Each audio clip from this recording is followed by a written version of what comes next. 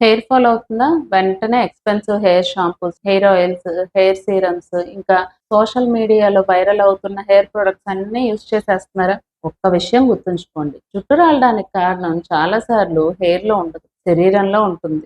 Hormonal imbalance, thyroid సమస్యలు, పీఎంఓఎస్, ప్రసవం తర్వాత వచ్చే మార్పులు, అధిక ఒత్తిడి, నెలసరి సమస్యలు, వంశపారంపర్యంగా ఉన్న లక్షణాలు, పోషకాహార లోపాలు, కాలుష్యం ఇవన్నీ కూడా హెయిర్ ఫాల్‌కి ప్రధాన కారణాలు. అందుకే కేవలం ఖరీదైన షాంపూలు వాడితే సమస్య తగ్గిపోదు.